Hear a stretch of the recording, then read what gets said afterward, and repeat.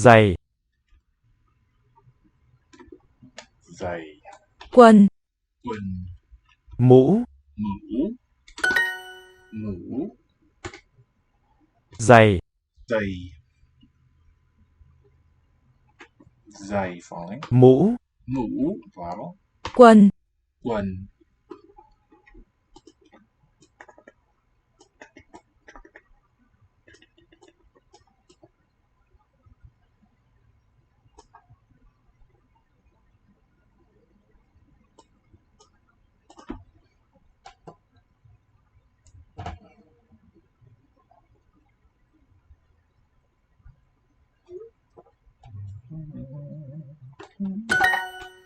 quần của bạn, wait, poo in Chinese, no connection, never mind, not a good match. Quần, quần của bạn, your pants, but it's you, and what means like belonging to you. Please, yes, watch it.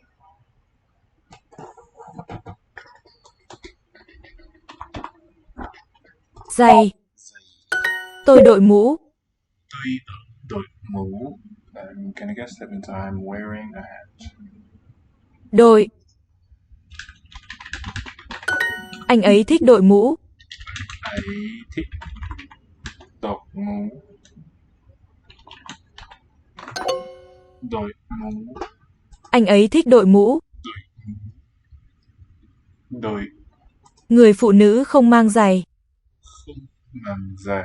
Không Không mang shoes.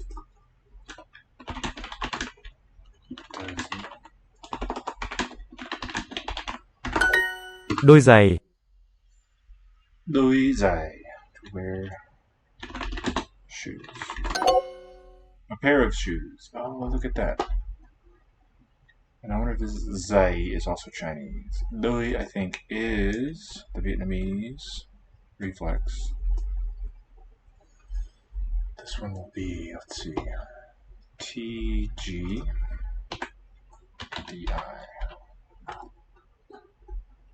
Dui in Mandarin, meaning a pair, and other meanings. quần, Cậu bé mang đôi giày của tôi. Cậu bé mang đôi giày của tôi. Cậu bé mang đôi giày của tôi. Mang đôi giày. The shoes belonging to me. The boy Bé. Cậu. wears my pair of shoes. Okay. Quần áo.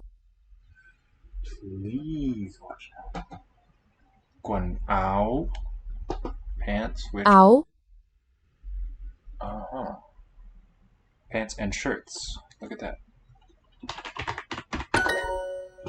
Hi there. How are you? First time here?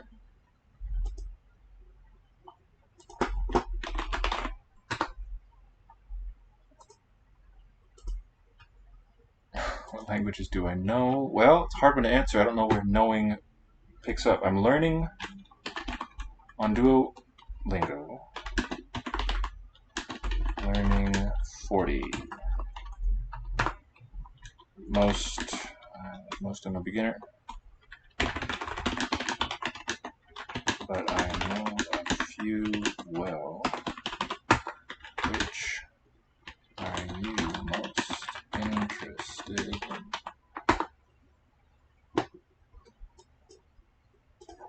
The ones I know best are, aside from English, German, French, Japanese, Mandarin.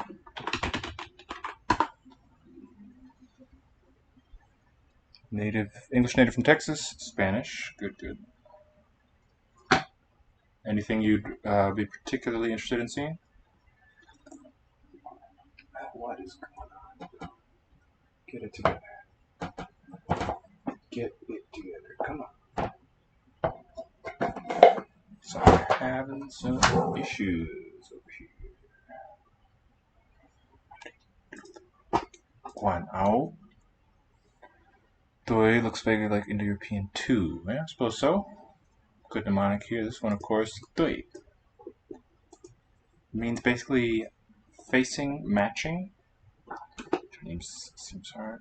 Well, when languages are closely related, it's easier to learn them. You'll recognize a lot more vocab. That is true. Let's do some Portuguese then. As soon as I wrap up this Vietnamese lesson, do that next.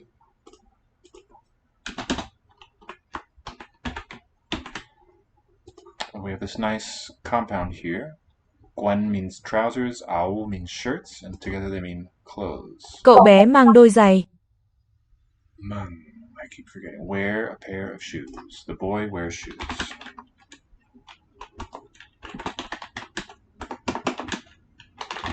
Anh ấy có một cái mũ. Anh ấy có một cái mũ. Có is I think to have. Anh ấy có một cái mũ. To have. Có. Classifier. Hat. Anh ấy he has one hat. Tôi mặc quần. I something dress I'm wearing. Mặc. I wear pants. Mũ. Mũ. Anh ấy thích đội mũ. I hate đội mũ means he likes wearing a hat. Đôi giày. Đôi giày. Đôi giày. So Chinese is kind of hard, getting back to your comment there. Especially getting into it, the first few steps are very challenging because you got the writing system to learn and the tones to hear. But really, once you get going, it's a lot easier than Spanish because there's no verb inflection. Right? In Spanish, you have a bunch of different tenses as well as moods. But that's all gone. And that's not there. It's very, very simple. You just have to get your words in the right order, but the forms of the words themselves do not change. So in that way, it's kind of like a dream. Đôi giày. That's a pair of shoes.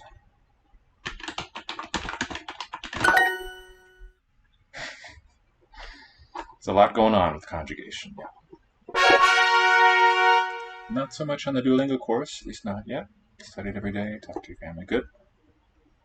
Nothing can replace actual interactions. But with Duolingo, we get lots of nice practice, and it gives us a wide range of vocab. That's all pretty good. I like it a lot.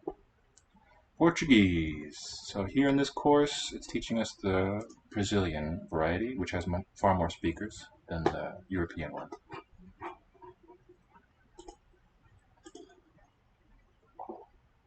Olho, a boca. A boca. Boca.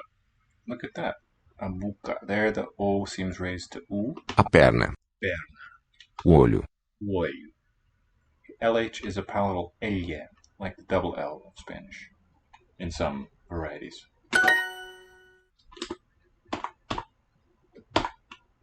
Yes. We're talking about Portuguese, Spanish, right? Portuguese and Spanish. So you might notice la boca, el ojo. Yeah, la pierna. That's right. With a few simple adjustments and some sounds, you can easily spot the cognate. Now, a case like this, O dente. dente, looks a lot like diente, but we see other sound changes have taken place. The final e, being unaccented, became e, raised, and then that affected the t to a ch. O dente. O pé. O pé. And the article, so Spanish la equals Portuguese a, and they come from Latin illam. Let's use caps for Latin, that's common to do. And Spanish el and lo, both of those equal o in Portuguese, and those come from the masculine illum. This word regularly just loses its L in Portuguese, not in Spanish though. The mouth, a boca. A boca. Boca. Very nice. O urso não abre a boca. Now, abri. That means the bear, urso. O urso não abre a boca. Now, abre a boca. The bear doesn't open. And here, English sounds better to say its mouth. But Portuguese just has the mouth. How's that? O dente. O dente. The foot. Yep. O pé. O pé. O pé. Ele fala com a boca. So fala, do you recognize this? It means to speak. Here, Spanish has been more innovative. Ele is he, with the final vowel. Ele fala com a boca. A boca. Ele fala com a boca. Com a boca. Ele fala com a boca. Means he speaks with his mouth. Fala. Leg, a perna. And listen, gotta also listen, pay close attention to the variety of the R sound. In this case, perna, it's not too different from Spanish. Er. It's the short one. A perna. Made with the tip of the tongue, but in other positions quite different. Ele tem dente. Dente. Tem dente. He has a tooth. That's good. O dente. Dente, the tooth. O dente. Elas medem a perna do macaco. So it's they, feminine, medem. A perna do macaco. No, medem. Medem. Medem. Measure, they measure. The leg of the monkey. The monkey's leg. No entendí ni merda. The fala, the verb, speaks. This is a case where it looks quite different, but the words are still connected. It's habla. And they go back to a Latin verb, fabulare, and the form here, fabulat. So Spanish changed that F into an H, which became silent, while Portuguese, it lost that middle vowel, and then also lost the B. Fala, 2 syllables. They measure the leg Perna. of the monkey. Ele lava as pernas e os pés. E os pés. This is the word and. É. Sounds more like E in context, though. Ele lava as pernas e os pés. Ele lava as pernas e os pés. Means he washes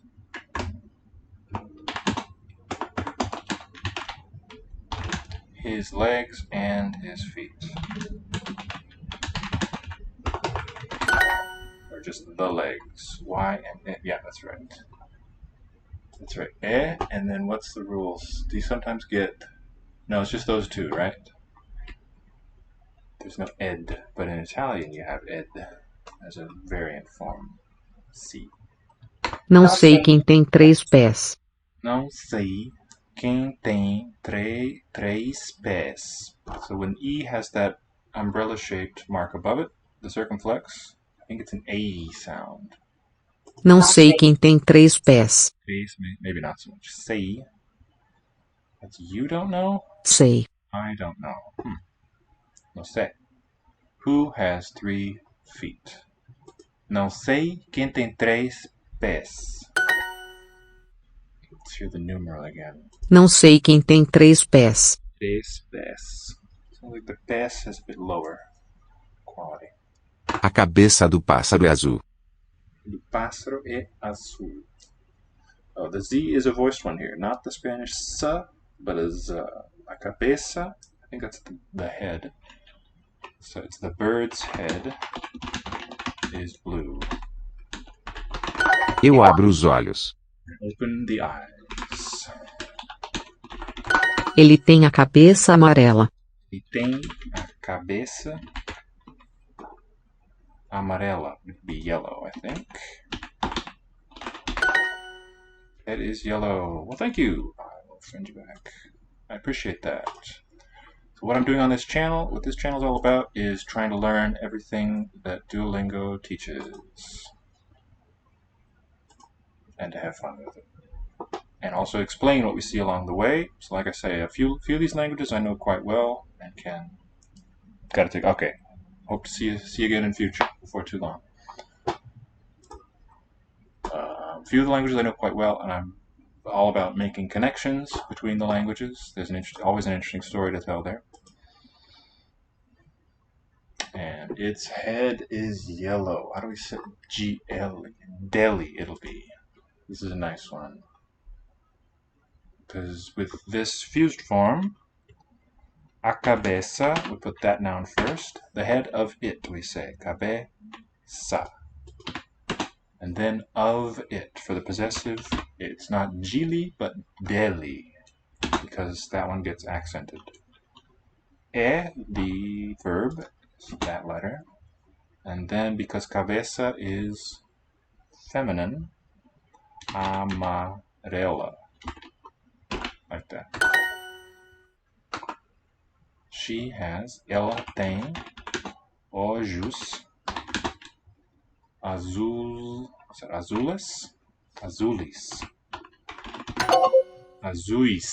How cool. Is Levi? Yeah, Levi's there. What do you think about azuis? What's going on with this form? Blue plural.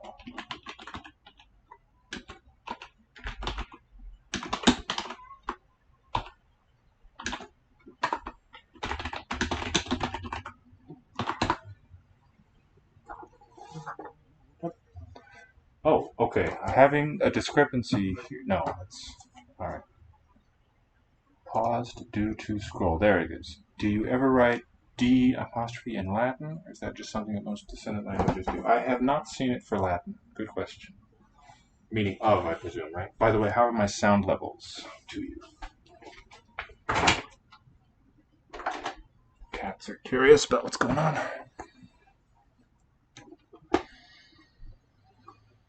So, in fact, on the topic of D apostrophe, palatalizes the L, which vocalizes. Maybe. Azuis. Thank you. Okay. Zuls. I wonder if the L was deleted, rather. Seems there's more than one way to bring about that change. She has, again, ela tem. Maybe, in order to make informed comparisons between Latin and Sanskrit, what does this verb form tem, third singular present, derive from in Latin? Meaning has holds. It's the name of a recent movie. Tem olhos azuis. Olhos. Oops. Olhos azuis. Yeah. Ela tem olhos.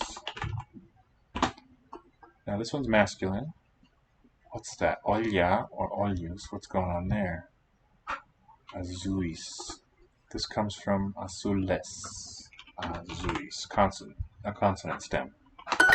So there's no gender marker on this adjective. But let's see what's up with olha. It looks like there's two distinct plurals, which is fascinating. Olhar, to look. And not this pot or stew word. We don't want that. Oh, eyes. Okay. It says olha means eyes, which looks like a plural one because of the English gloss, but that's the verb. He or she eyes something. All right, buddies. Cat wars going on here. Let us hear some.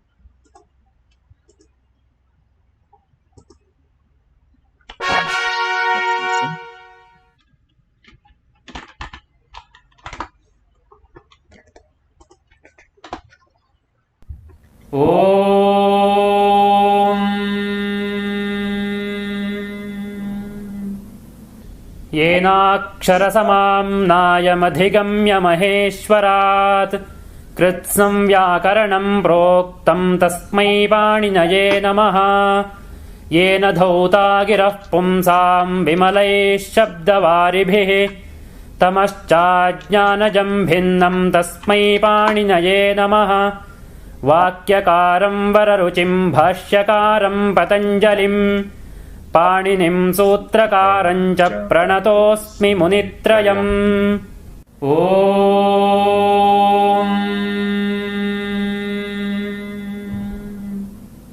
ऐउण Rudraka एवों ऐऔच हयवरट लन ञमगणनम झभय घढधश जबगडदश ख फ छ ठ थ चटतव कपय शशसर हल इति माहेश्वराणि सूत्राणि।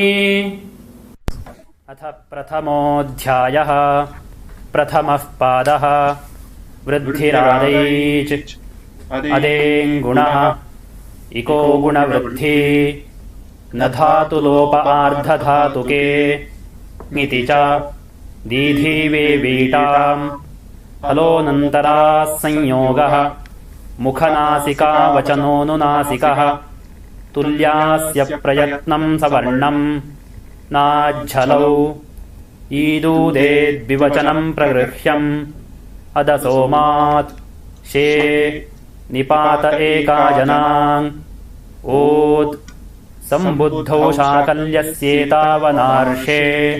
So that's several sutras there together. The theme continues, so it makes sense to treat these at the same time.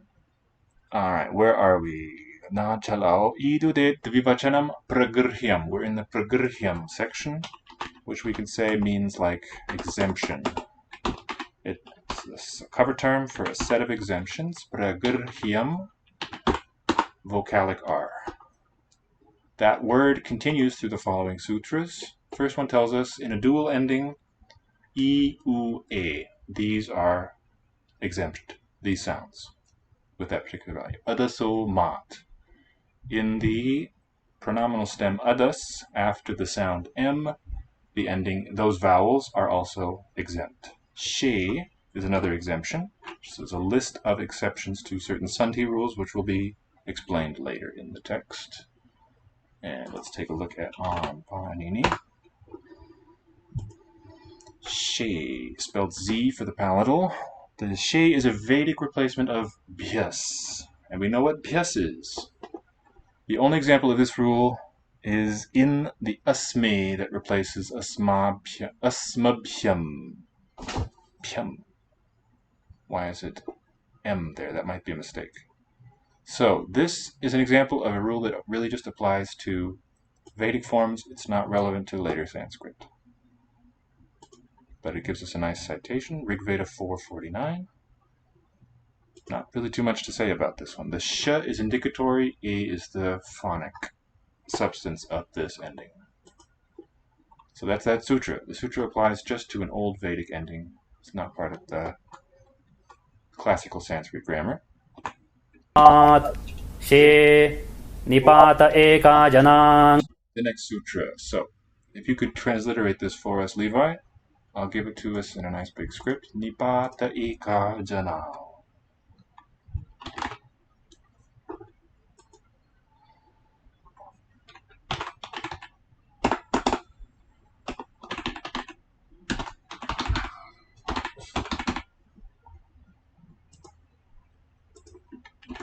Oh, let's leave it there.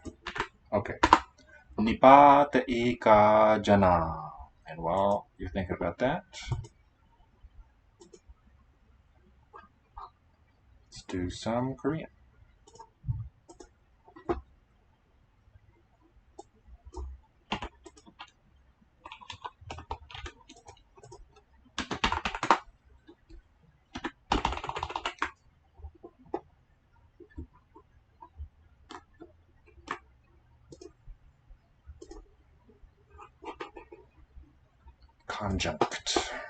Conjunctions, I guess. 하지만 그는 똑똑해요. 하지만, but, very close. Ikajanang, very, very close. One little phoneme is missing. Look again. And remember, this is Sanskrit, not Hindi. Oops, that's no good. And this, I know it's very nitpicky, but it does make a difference. 하지만 그는 똑똑해요. Means, but he is clever. 나는 그녀를 사랑해요. 그런데 그녀는 나를 싫어해요. 나는 그녀를 사랑해요. I love her. Like we're getting things longer than just one sentence now, too. 그런데, should we say then? 그런데 Versus 그녀는 나를 싫어해요. But she hates me. 니빠따. Exactly. That's exactly the point. There was no halant.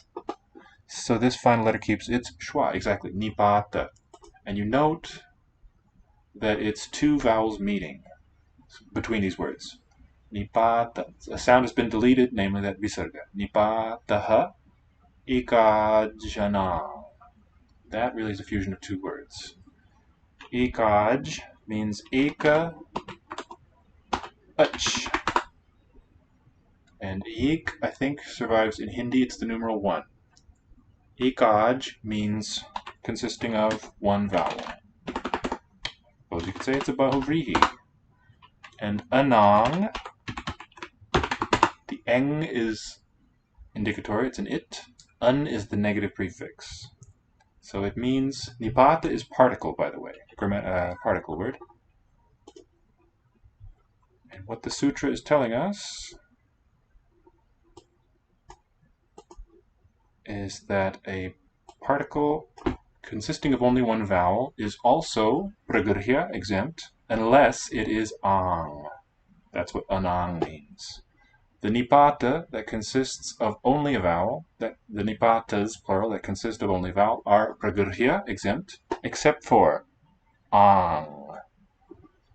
Exempt. So with indra, I indra, u uttishta. What are these? Evang, a, evang, kilatat. Oh, that's right. Now I remember. This is a very colloquial sort of thing. I don't know what particles these are. The exception is the ang that is git. That one means a small degree. Alright, so very involved here. Ekaj, that has one vowel. An ekaj may have consonants in addition to the vowel. Panini doesn't say. Prarthayati and the like. So so the objections here in the red text must be from a different user. There are certain things that are not really expressed in the sutra that are just understood. Let's see about a definition of nipata. Okay, not really what I want.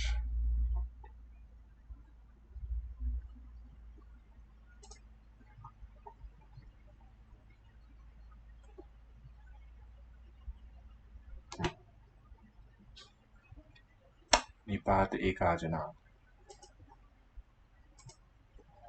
We're listing the exceptions, except for single vowel particles, with another sub-exception. Not quite. This one says single vowel particles are also exempt, except for ang. That's one of them. Yeah, particles. So not meaning, well, let's see. They're not verbs, they're not nouns. It's an uninflected category of words.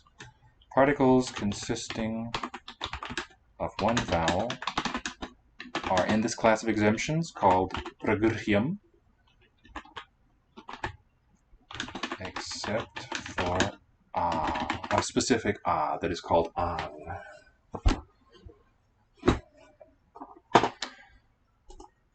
Can we review? Well, let's do it in the video. Let's review our sukting. Suaujas, autshas, tabhyambhis, ngebhyambhyas, ngasibhyambhyas, ngasosam, ngeosup. So today's row 셔ஷ்티. Is that right? Yeah. 번째미, fifth case ablative. nasi pyamphas. Now we get to the sixth case. 셔ஷ்티 vibhakti. So, 셔ஷ்티 vibhakti. Please transliterate the name of the case, Levi, and then we'll see the three markers. Ngasosam.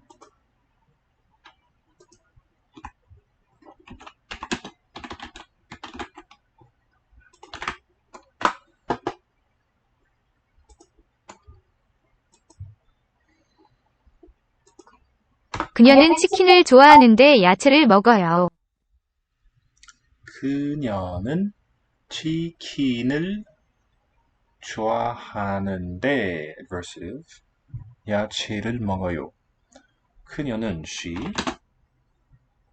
치킨을 좋아하는데 she likes chicken but she eats 야채 vegetables. 그녀는 예쁜데 게을러요. 그녀는 예쁜데 게을러요. 게을러요. She is pretty but lazy.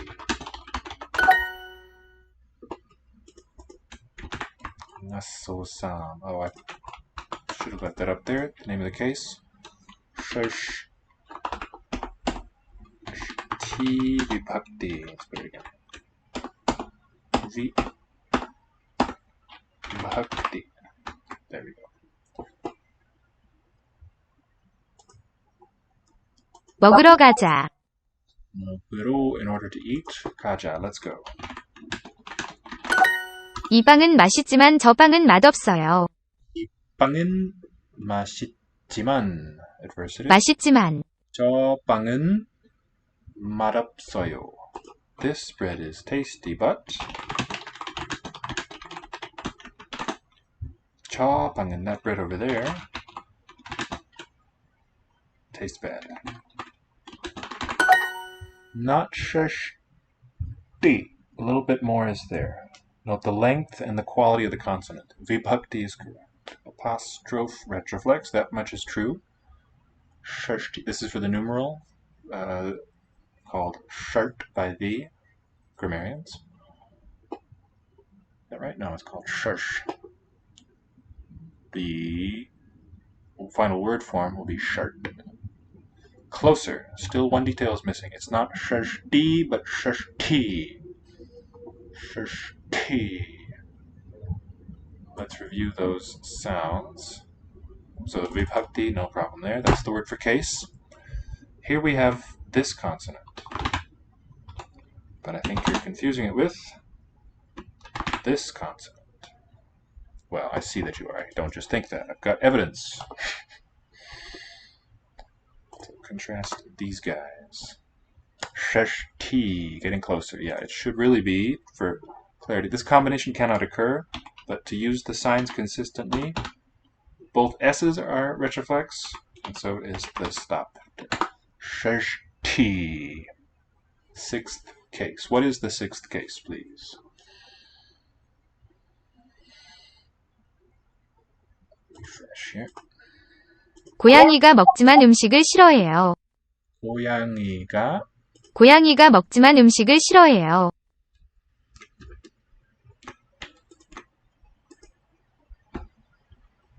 Genitive is exactly right. Good. And can you get those? Can you transliterate for us the markers, the basic ones here? Here they are. These three. Let me know if you need it a little bigger. I'll embiggen. Okay. 고양이가 먹지만 음식을 싫어해요. 먹지만 음식을 싫어요. The cat eats, but it hates the food is the meaning I get. 고양이가 먹지만, 지만 just appended to the root. 음식을 을 실 for the root 요 싫어요. 고양이가 먹지만 음식을 싫어해요. 음식을 고양이가 먹지만 음식을 싫어해요. 싫어해요. We need one more syllable to hate it. 나소삼. Very good.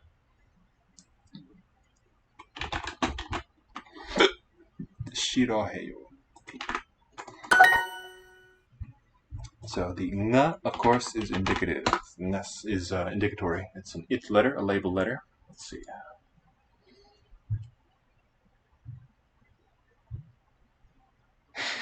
Not too great.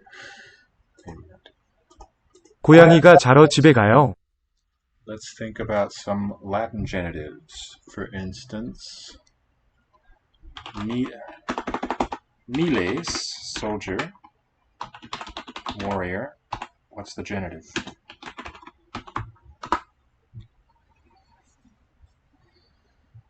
And meanwhile, I will tell you that for Greek, for instance, pous, foot,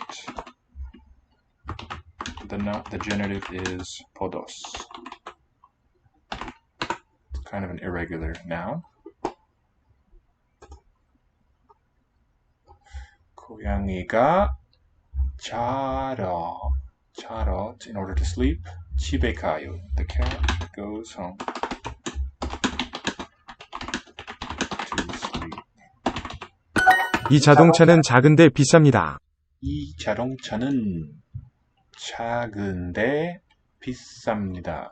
This car is small but expensive. Close. In Latin, the vowel is raised, and we say militis. It's always an is for consonant stems. That is related to this ngus. And how about for the genitive plural? It's alright if you don't know. In fact, I'm not sure myself. I think it's after the stem, 2 letters. Let's look it up. Let's look up the inflection of this soldier word.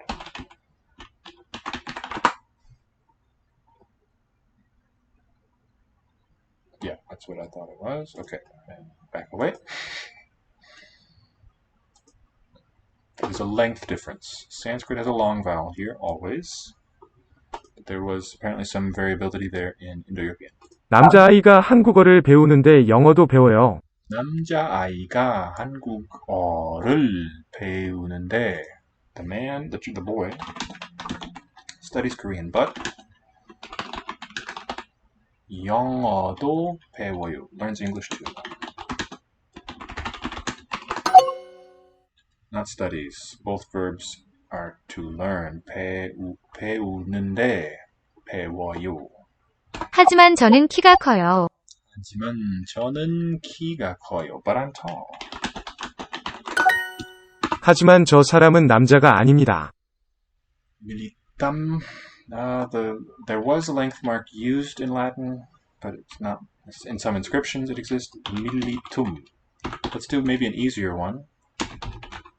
What is the genitive plural of amicus?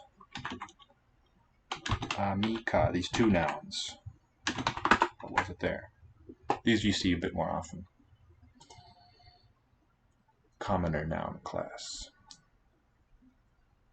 하지만, 저 사람은, but that person. 남자가 아닙니다 is not a man. 그 라면은 맛있지만 비싸요. 그 라면은 that ramen 맛있지만 비싸요 is tasty but expensive.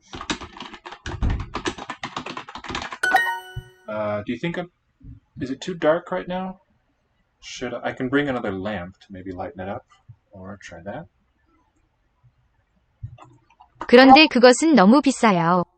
그런데 그것은 너무 비싸요. 그것 is that thing.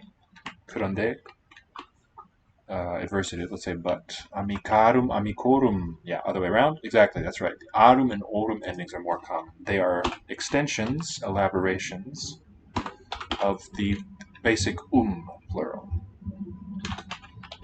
The first vowels in these endings are long. I shouldn't use the dot, that gives a hyperlink.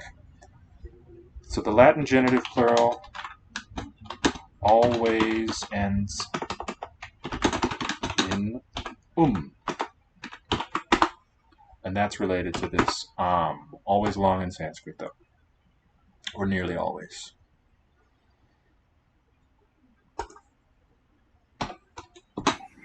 Suaujas, autshas, tabhyambhis, ngebhyambhyas, ngasibhyambhyas, ngasosam, ngeosup. We're almost through the set. Let's finish this Korean one and do a bit more of the sutras. 그런데 그것은 that thing 너무 비싸요. But that's very expensive or too expensive. 그런데 영어는 이상해요. 영어는 이상해요. But English is weird. 남자아이가 한국어를 배우는데 영어도 배워요. This is one I got wrong. The boy learns Korean. Do you happen to know the Greek genitive plural?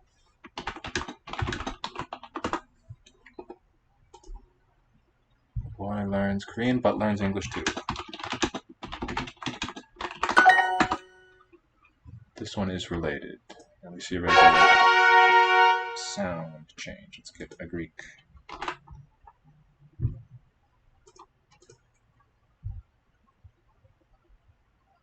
Let's do of the feet, maybe.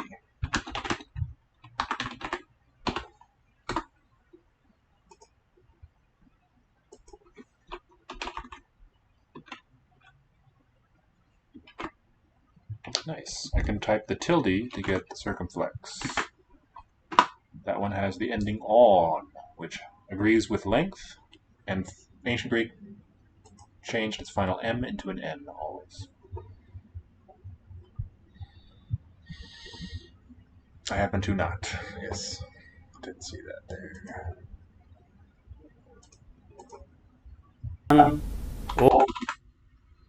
संयोगः मुखनासिका वचनोनुनासिकः तुल्यास्य प्रयत्नं सवर्णम्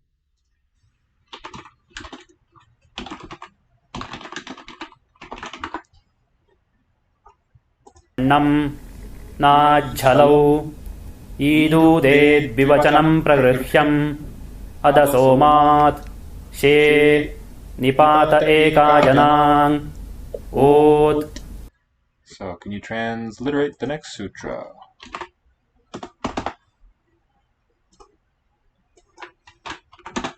This one.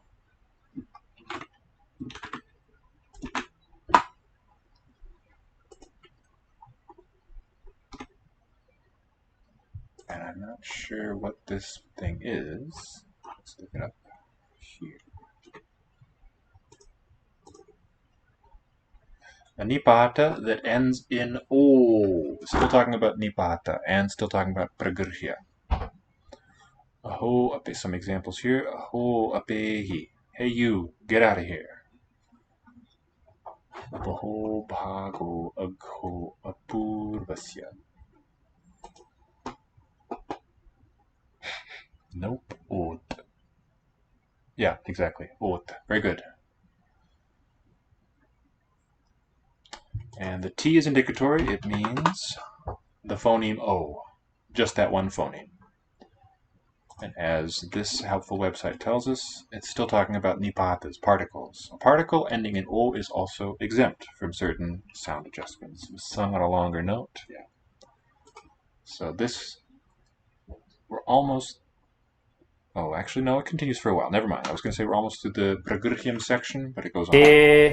Nipata eka janang. These are such short sutras. Let's do a bit. Let's get through this chunk here. Ot sambuddhau shakalyasyeetavanarше. This is a good long one, and it's the first case where Panini gives the name of one of his predecessors. A grammarian, Shakalya, is mentioned in this sutra 1116. Sambuddhau Shakalyasyetāvanarshe. See some interesting vocab here. Let's look at it. Sambuddhau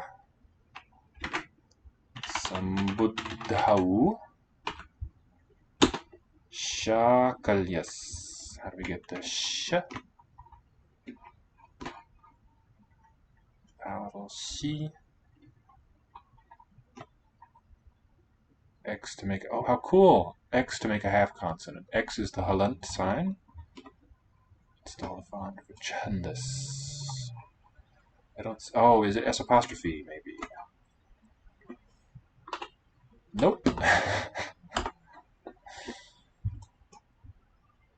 Shakalyas.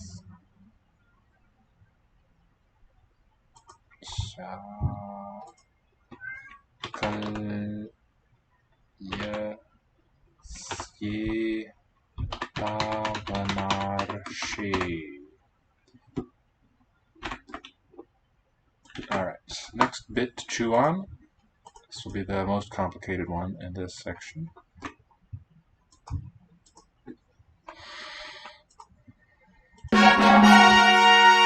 And maybe to keep us in the swing of reading Devanagari, let's do a Hindi. I hope it doesn't cause too much confusion.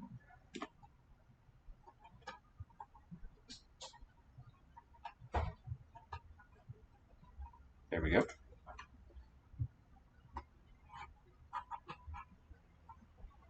Numbers is great. We'll see lots of Sanskrit. सात I think is 7.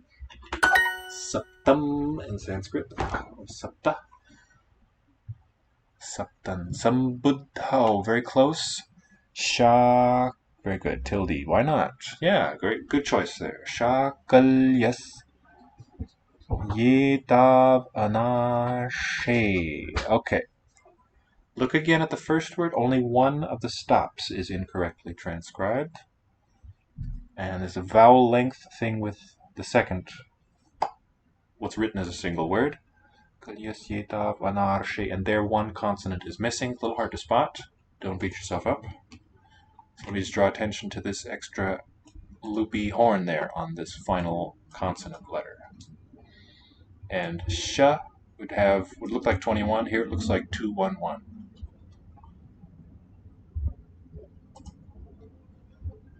चार Char, chatur, or chatwaraha, many forms in Sanskrit. This is an inflected numeral. It was in Sanskrit.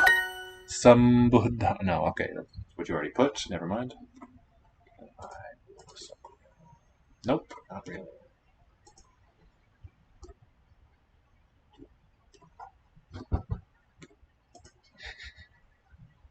It's for people with young eyes, this thing.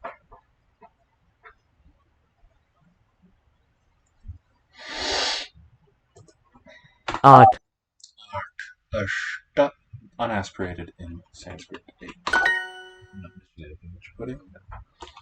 छह लड़कियां और आठ लड़के Sambuddha, close. Do you have a mnemonic for long and short oo combining forms? Always get those wrong. Well, maybe this will help. If we compare how ki versus ki are written, long vowel going rightward. Ku, ku. Same story for the oo vowels. If that works for you, right? Left, short is left, right is long. What's the shorty, lefty, righty, longy, or something. And also if it's ka, if we're doing that one, that too adds something to the right of the thing. So whenever we lengthen, almost always, we're going rightward. Let's look briefly at how we do the strokes there. Get my handy, where are you? Okay, Q Hansa page. So, short U, character ends with a leftward direction, whereas U starts here, and we can make it in handwriting. I like to make this good and long too. So this is the same thing. Ku, ku.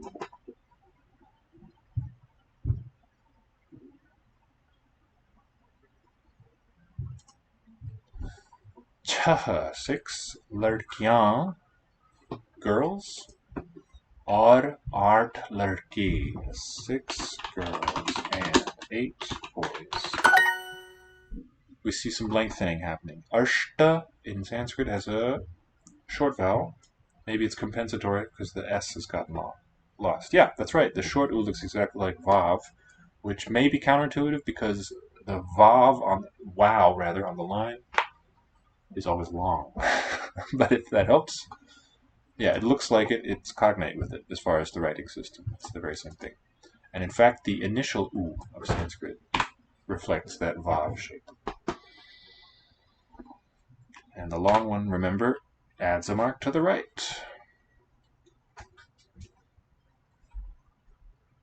Okay, we're almost there. It's not Sambuddhao. That was closer in the first attempt of transliteration. It is Sambuddhao, and the au is an ending. We haven't learned it yet. Locative singular is what the au represents in this noun class. A sambuddhi is an appellation, I think. Not the mountain, but the thing you call someone.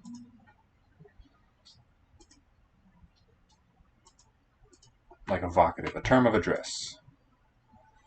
Before iti, the o before sambuddhi is optionally pragrhya, but not in Vedic, is the meaning of this sutra. That's what, yeah. Good. Let's break up that second. What's written as a word, it's really a running together of several words. That's a very tricky part of Sanskrit writing. Sha, I'm going to use my $sign for the palatal. Shakalya. And the genitive ending sya.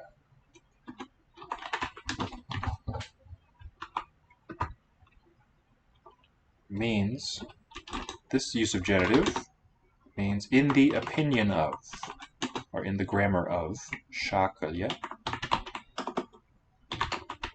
I'm simplifying for the spelling of the name in English. It's a long ah there always in syllable 1. In the opinion of shakalya, etav anarshe, etav, shakalyasya. Oh, it's not e, it's itau. Itau is also in the locative singular. And that means before the word iti, which means thus.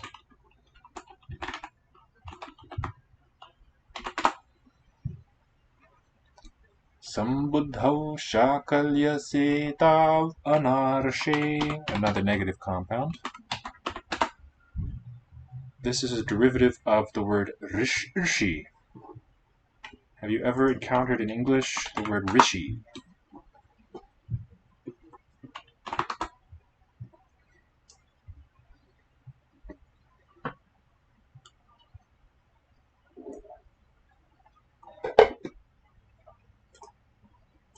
छह गायें हैं The Beatles, for a while, they went to India and stayed with Maharishi, we say incorrectly, Mahesh Yogi. Maharishi means great seer. A rishi, that's a vocalic R. So in well, let's use R, the capital, for syllabic. This is the noun form. Rishi means a seer. Like a Vedic poet was called that. This is a Virti derivative. Arsha means Vedic poetry, something like that. Vedic verses. And this compound with the negative before it is in the locative. Anarshe means not in Vedic literature. So note the extreme density of his expression. The meaning of the whole sutra is, in the opinion of Shakalya, before the word iti, what is it? What's the whole meaning here? It's very very convoluted. For the word iti, the o before a term of address, sambuddhi, is optionally. Okay, the reason optionally is added is because whenever he gives the name of another grammarian, that's one way that Pranini shows this is an optional rule. That's why he cites this authority. Of course, Sanskrit, the Indic was spoken over a wide area in those days, so there were dialectal differences. This applies to U bases, which become O by a certain sutra and lose S by another sutra. So, exceptions within exceptions for this sutra. Let's hear it again. सम्बुद्धौ शाकल्यस्येतावनार्षे उञः To the next sutra, Unyaha. Unyaha. Nya. How do I get that? Let's leave it there. Next one is another exception.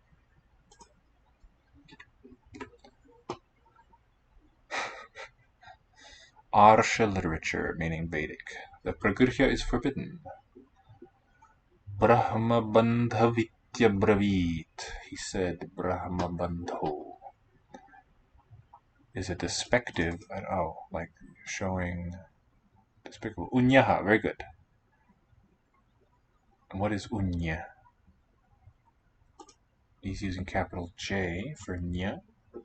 Before iti, that continues, the u phoneme is optionally pragrihya. So the opinion, this is still the opinion of Shakalya, it seems. So these are very, very specific. This is not relevant to the forms that you'll use in your everyday Sanskrit speech. Unya and these go together nicely. The enya, of course, is indicatory. It's just about the sound that phoneme. Before, the next sutra is with this nice Chandra Bindu. Before iti, is optionally pragrihya. And this one is a bit more intricate and interesting. That's transliterated. And this is Sutra 1119.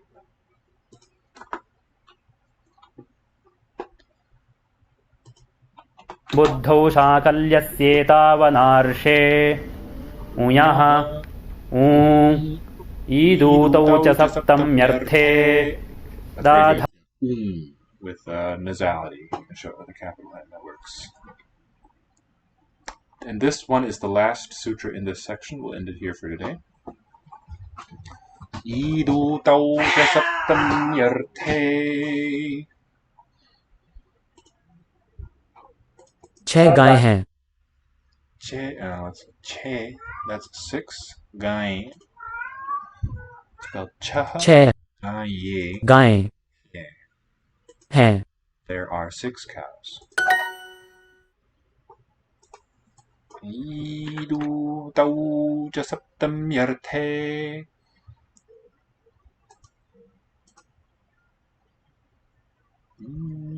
Yeah, the cha.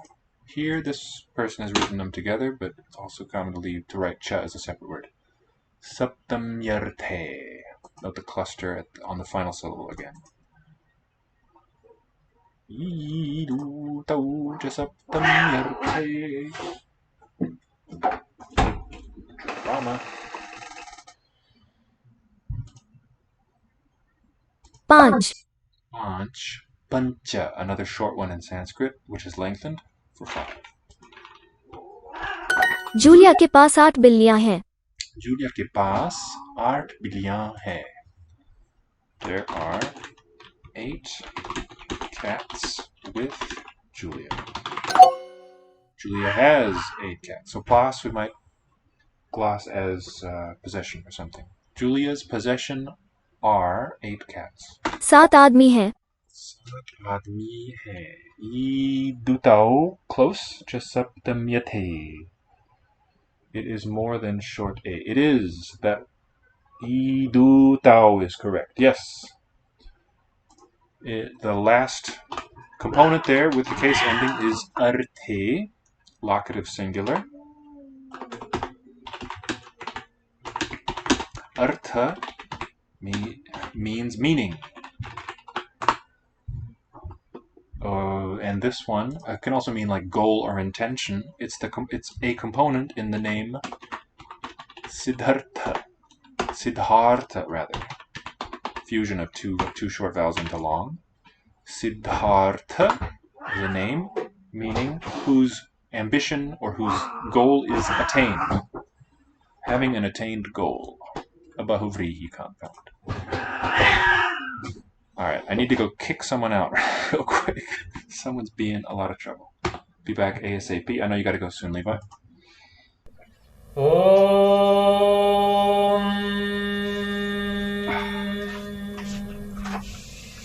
येनाक्षरसमाम्नायमधिगम्य महेश्वरात् कृत्स्नं व्याकरणं प्रोक्तं तस्मै पाणिनये नमः येन धौता गिरः पुंसां विमलैः शब्दवारिभिः तमश्चाज्ञानजं भिन्नं तस्मै पाणिनये नमः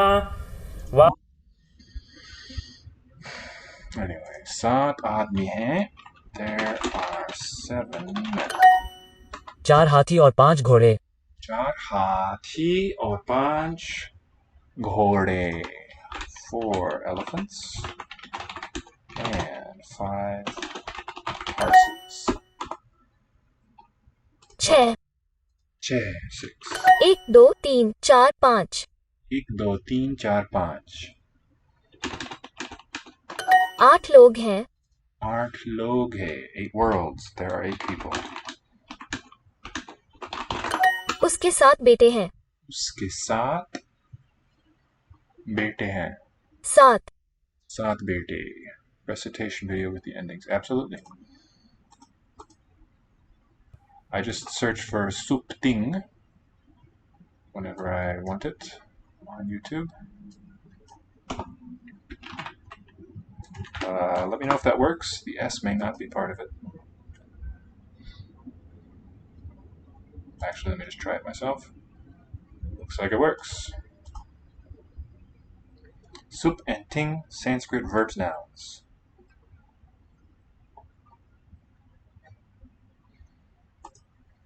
Alright. Uske 7 bete hain. Nice possessive construction. Your 7 sons exist. You have 7 sons. He has. Uske. Yeah, that's right. Julia के पास 8 बिल्लियां हैं Possession. 8 billion. Julia has 8 cats. उसके 7 बेटे हैं He has 7 sons.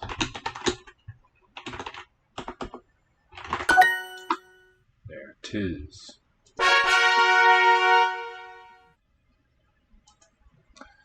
What do you make of idu tau? I will tell you the rest. Cha is and, enclitic. Saptami is an ordinal. 7th. Arte. So saptamyarte, note that the long E, when the vowel A follows, gives way to a ya. Saptamya is the first part. Arte, again, locative singular, means in the meaning of a locative. It is itself locative, but septami is the word, always a case suffix, good. The final part of that sutra, just septamyarte, means in the meaning of a locative. See, septami, that's the ordinal. So, that leaves idut. I'll help you a little bit with capitalizing. We've already identified the au, so I'll bracket that. It could be 2 cases. The au.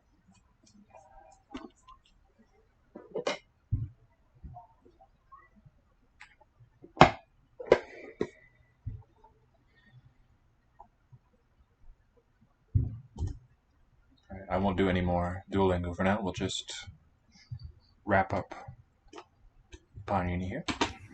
Suauģas, am augšas, Yes, except not a group, well, a group of one. Remember what the indicatory T. Time out. What? Interesting. Oh, okay, let's started to read that as a command. T equals this. Whenever that's following a sound, it means this phoneme only. It's used with vowels. We've seen it. Let's go back to the sutra. Where have we seen the T? O tulya. We've seen it in the very first sutra. Vrdhira Daich, that D is on. Now I'm going to go back that far. Ghadadhash kapayatrani. No, not in the place of. What case and number are marked by au? Two possibilities.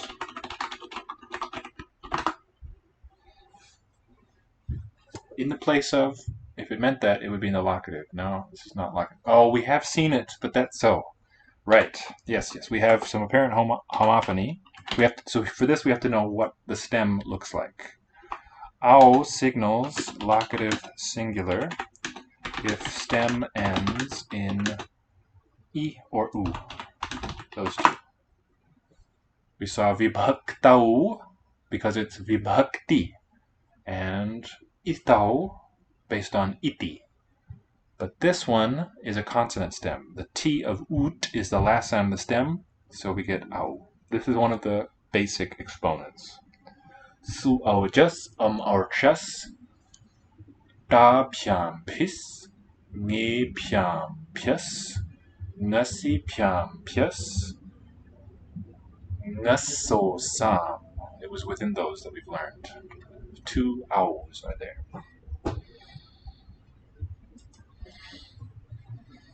Could be nominative dual. What's the other possibility? That's what it is, in fact. It is nominative dual. What else could it be? Just based on form.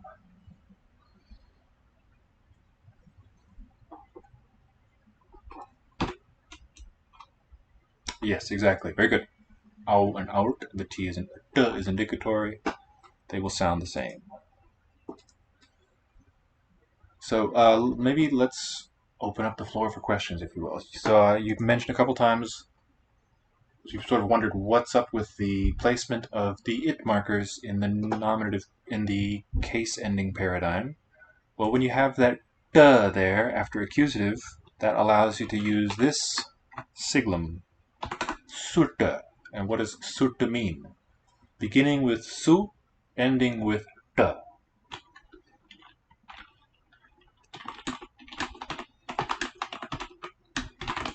Imi wa nan desu ka? वृद्धिरादैच अदें गुणः eco गुणवृद्धि न धातुलोप आर्धधातुके इति च दीधिवेवीटाम् हलोऽनन्तराः संयोगः मुखनासिका वचनोऽनुनासिकः तुल्यास्य प्रयत्नं सवर्णम्. Exactly correct. Su, au, jas, ort. Those 5 cases they have certain stem forms in contrast to the rest. So he will use that expression. So you got it. That's why that thing is placed there and only there. Because he needs to refer to that set of 5 very often. Make sense? नाज्झलौ ईदूदेद् विवचनं प्रगृह्यम्. So here's that main section. All the ones we dealt with today deal with pragrhyam, exempt from sandhi rules. अदसोमात्. Adasomat.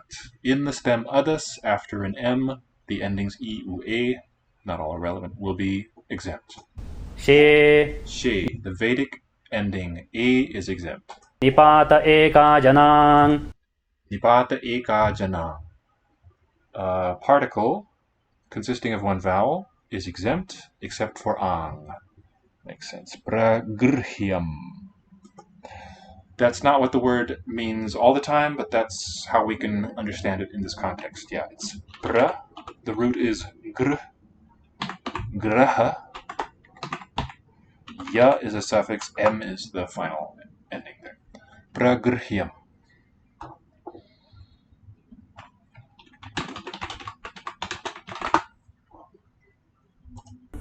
Ot. Ot, the phoneme O in a particle, at the end of a particle, is exempt. Sambuddhau shakalyasyetavanarше. Sambuddhau shakalyasyetabanarshe. In a vocative expression, in the opinion of Shakalya,